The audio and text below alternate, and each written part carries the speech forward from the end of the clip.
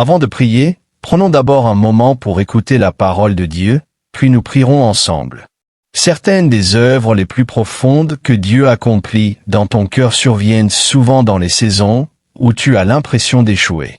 Peut-être que tu écoutes ceci en ce moment en disant silencieusement dans ton cœur, « Je suis fatigué de lutter. Je suis fatigué d'essayer et d'échouer. Je suis fatigué de la honte, de l'échec et du sentiment de ne jamais être assez. » Si c'est ton cas aujourd'hui, tu n'es pas seul. Quand tu regardes la Bible, les personnes que tu admires n'étaient pas fortes parce que leur vie était facile. Elles n'étaient pas fidèles parce qu'elles n'ont jamais lutté. Beaucoup ont traversé la douleur, la confusion, l'attente et de profondes déceptions. Pourtant, précisément dans ces moments-là, Dieu leur a montré qui il est. C'est dans la lutte que sa fidélité est devenue claire. C'est dans l'obscurité que sa puissance a brillé le plus fort. Elle ne le voyait pas toujours sur le moment, mais plus tard elle pouvait regarder en arrière et dire « Dieu était là. Il agissait tout au long du chemin. » Pense à Moïse. Il s'est enfui dans le désert parce que Pharaon voulait le tuer. Il était un homme qui avait échoué publiquement et portait le poids du regret. Quand Dieu l'a appelé à retourner pour conduire Israël, Moïse a essayé de se retirer. Il a dit à Dieu qu'il ne parlait pas bien et qu'il n'était pas apte à diriger. Pourtant, Dieu n'a pas choisi Moïse parce qu'il était impressionnant. Dieu l'a choisi pour que sa propre force puisse être révélée à travers la faiblesse humaine. Le Seigneur a dit à Paul dans 2 Corinthiens 12:9, « Ma grâce te suffit, car ma puissance s'accomplit dans la faiblesse. » Cette même vérité était à l'œuvre dans la vie de Moïse, et elle est aussi à l'œuvre dans la tienne. Esther aussi a dû faire face à un moment de conflit intérieur intense. Elle était reine, mais aussi fille d'Israël, et son peuple était en grave danger. Elle avait caché son identité, et maintenant devait décider si elle allait risquer sa vie en parlant. Ce n'était ni facile, ni simple. Pourtant, par la grâce de Dieu, elle a choisi le courage. Son histoire montre que Dieu peut utiliser un cœur craintif et incertain qui accepte de lui faire confiance un pas à la fois. David savait ce que signifiait vivre en fuite. Il s'est enfui dans le désert à cause de la jalousie de Saül. Plus tard, il a ressenti la douleur de la trahison dans sa propre famille lorsque son fils Absalom s'est levé contre lui. Joseph a été trahi par ses frères et vendu comme esclave. Anne a pleuré devant le Seigneur parce qu'elle ne pouvait pas avoir d'enfant. Job a presque tout perdu et s'est assis dans la poussière, couvert de chagrin et de questions. Ce sont des blessures profondes et des fardeaux lourds. Pourtant, il y a quelque chose que toutes ces personnes avaient en commun. Elles avaient des problèmes, mais elles avaient Dieu. Certaines avaient des problèmes familiaux, mais elles avaient Dieu. Certaines ont traversé des pertes déchirantes, mais elles avaient Dieu. D'autres ont vécu de longues saisons de combats émotionnels et spirituels, mais elles ont continué à tourner leur cœur vers lui. Elles ne comprenaient pas toujours ce qui se passait, mais au fond, elles choisissaient de continuer à lui faire confiance.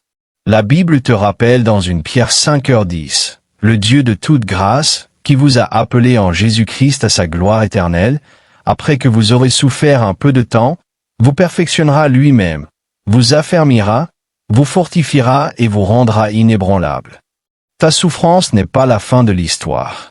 Elle n'est pas le tableau complet de ce que Dieu est en train de faire. Souvent, ce n'est qu'en regardant en arrière que tu commences à voir comment Dieu t'a porté. Sur le moment, cela peut sembler confus et sombre. Mais plus tard, tu vois qu'il t'a préservé, protégé, et qu'il a utilisé même les choses douloureuses pour te rapprocher de lui.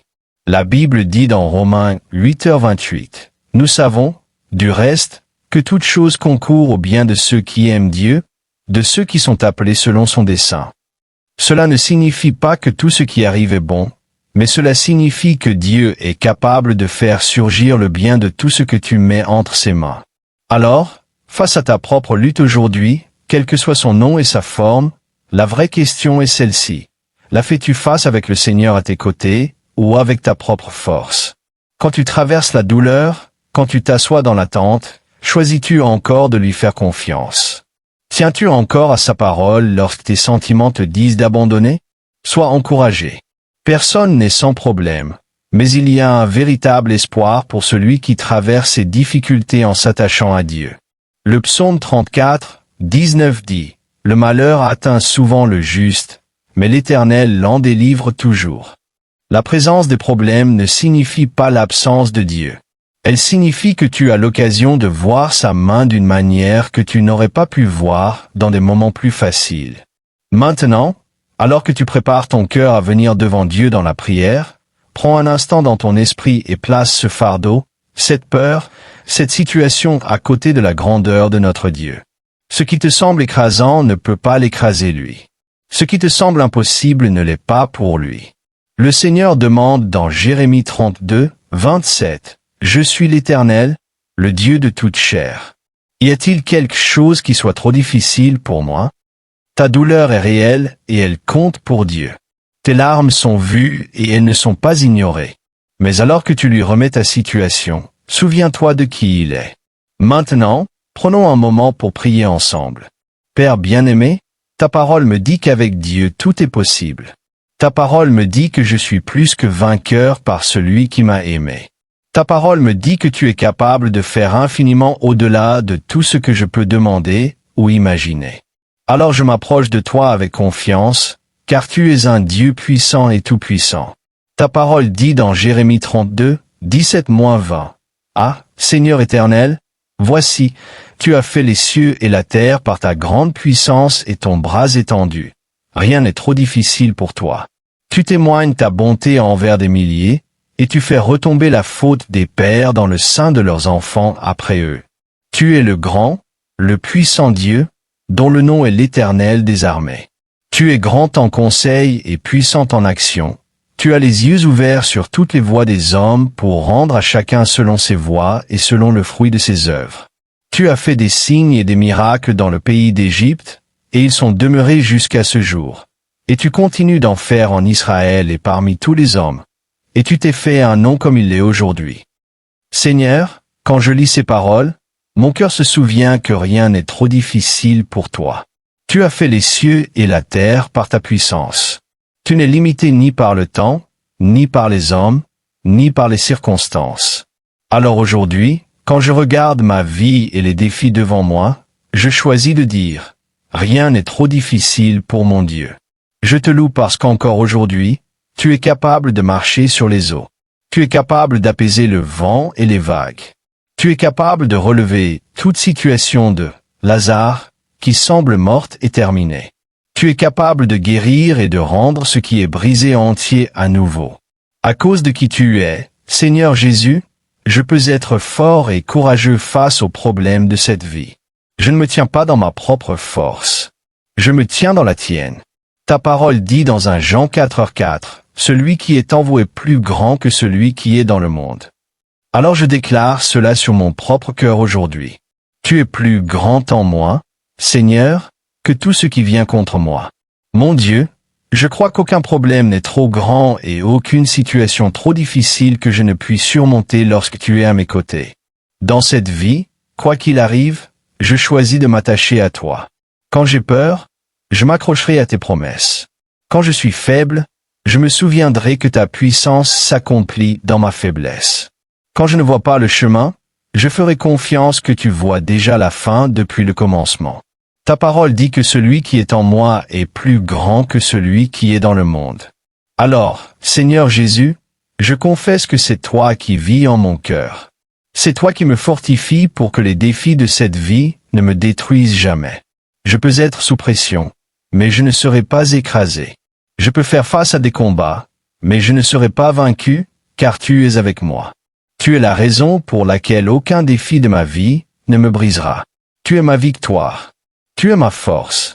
Je prie et je déclare ta parole qui dit, dans Luc 10h19, « Voici, je vous ai donné le pouvoir de marcher sur les serpents et les scorpions, et sur toute la puissance de l'ennemi, et rien ne pourra vous nuire. » Je reçois cette promesse par la foi. Je te remercie parce qu'en ton nom, j'ai autorité sur toute œuvre de l'ennemi.